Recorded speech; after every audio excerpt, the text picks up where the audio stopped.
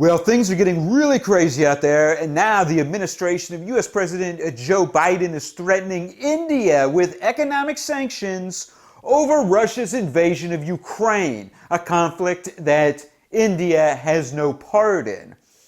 You see, the United Nations just held a vote on an anti-Russia resolution. India abstained, and immediately after, the Biden administration threatened India with sanctions unless they cease and desist buying military equipment from Russia. And of course, I probably don't even have to say who benefits economically from that.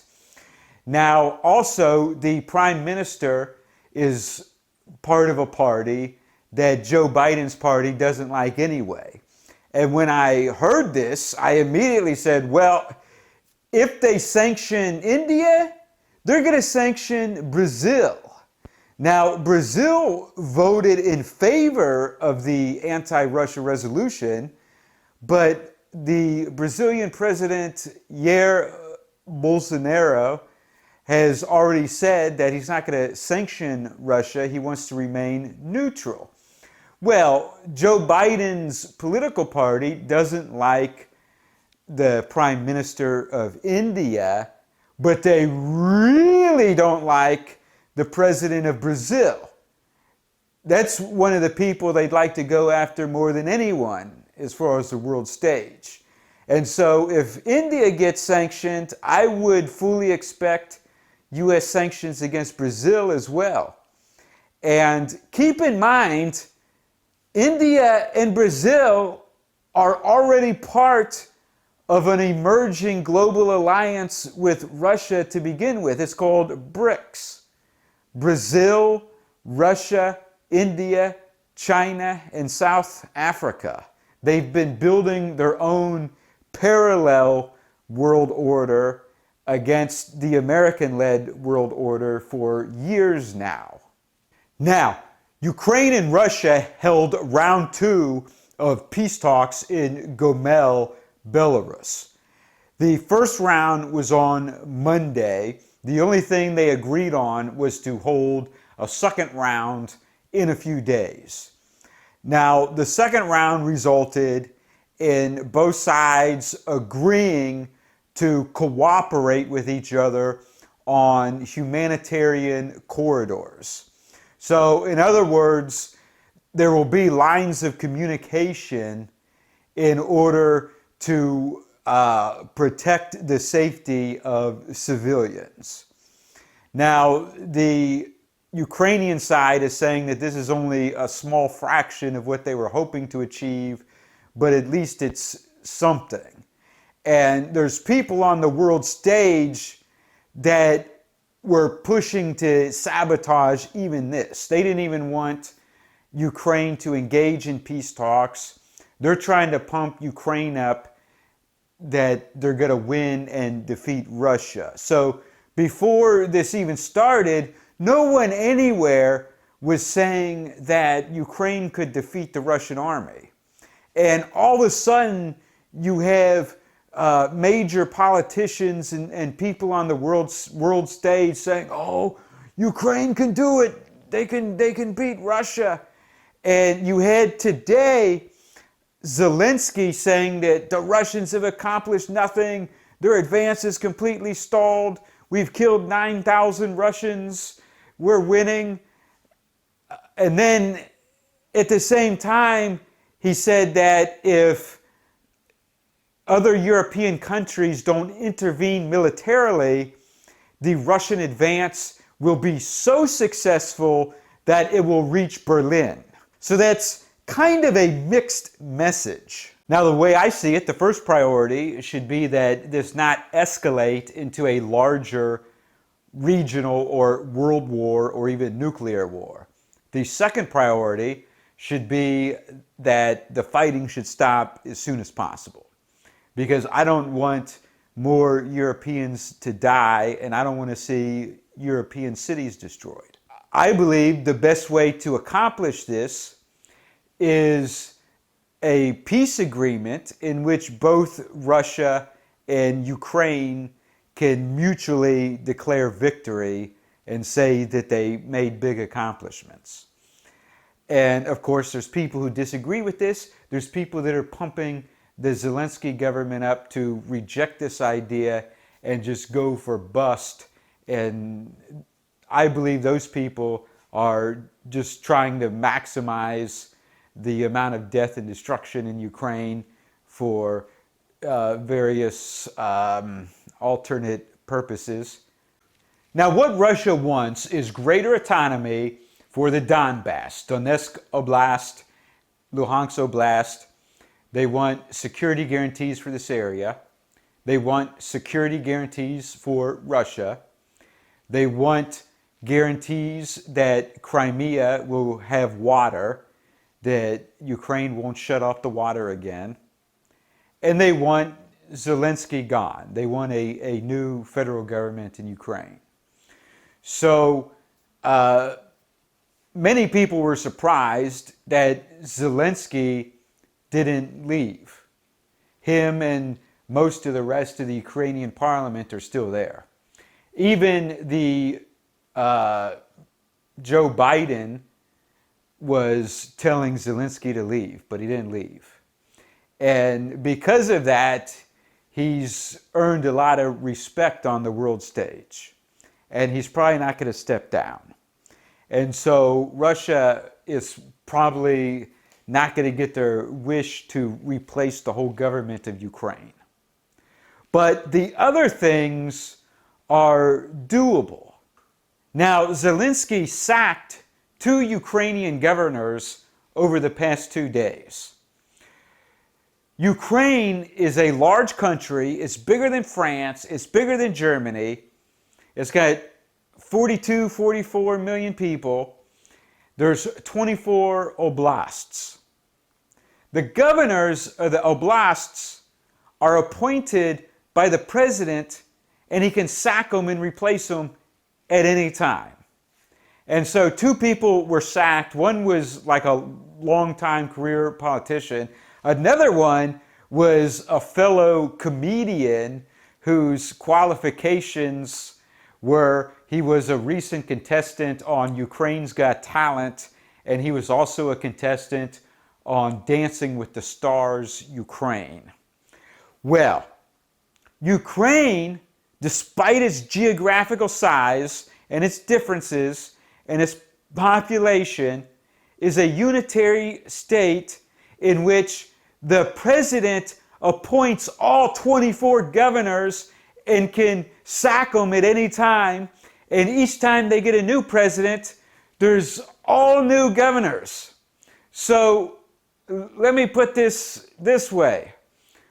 Imagine if in 2016, when Donald Trump was elected president of the United States, imagine he got to pick new governors for all 50 states. And then when Joe Biden was elected, he got to pick brand new governors for all 50 states. And while they were president, to ensure loyalty, he could sack those governors and replace them at any time. America would break out in civil war instantly over this. So in the 2015 Minsk agreement, the government of Ukraine was supposed to negotiate with the separatists in Donetsk and Luhansk about greater regional autonomy. Now here's another thing. In 1994, there was a referendum in Donetsk which passed with like 90% to make the Russian language the primary language of Donetsk Oblast. Now, this referendum still recognized Ukraine as the primary national language, but that Russian would be the primary language of Donetsk Oblast. The Ukrainian government nullified this. And then after the Maidan Revolution, the Ukrainian government nullified Russian as a second national language and said Ukrainian was the only national language. And from other YouTube videos I've seen since 2014, the Ukrainian government has pushed Ukrainian and English instead of what used to be Ukrainian and Russian. And 1/3 of everyone who lives in Ukraine speaks Russian as their first native language. So how hard would it have been in the past 8 years for the Ukrainian government just to let these Donetsk and Luhansk elect their own governor and to let Russia be a first language regionally? It doesn't seem like extreme requests to me.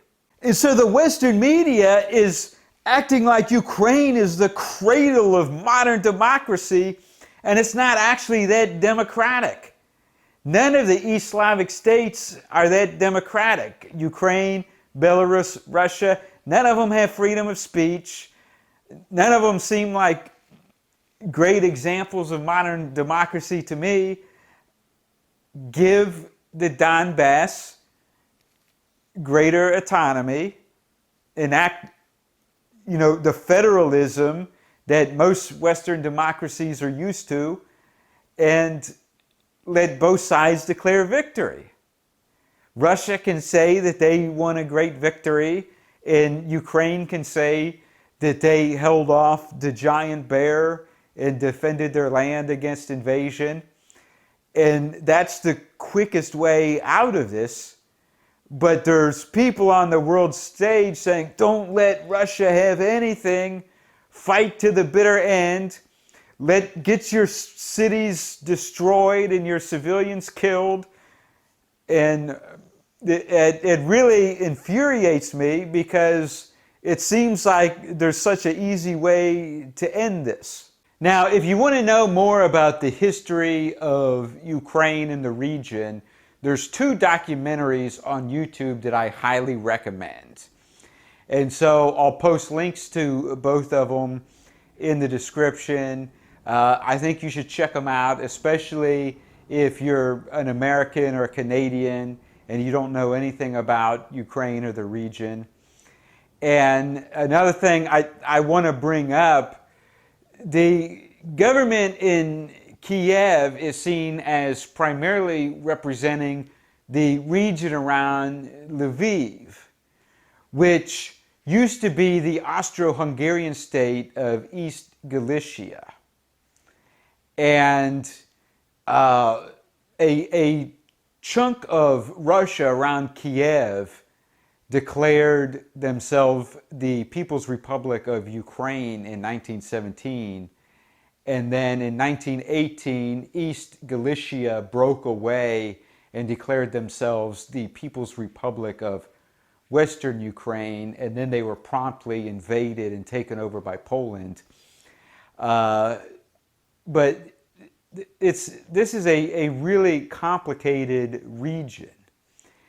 And so you've got this large country. It's bigger than France. It's bigger than Germany. And on one side, you've got East Galicia, where the people basically see themselves as Central Europe. And then you've got the Donbass, which is a whole different story. And for 200-300 years, this was a frontier. It was called the Wild East and the Wild Plains.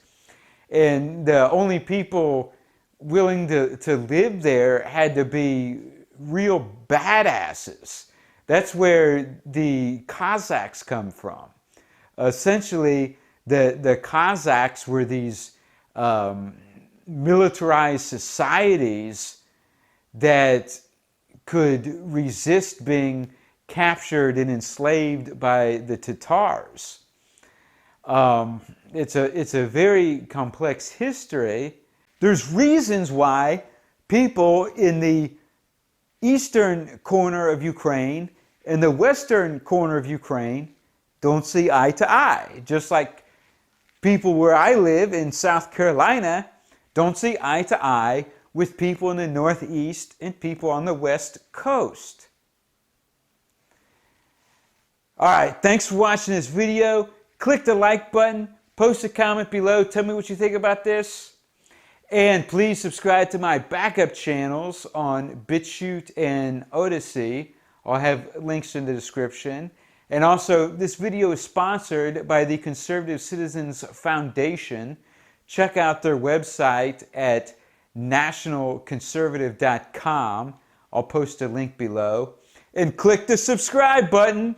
New video every few days.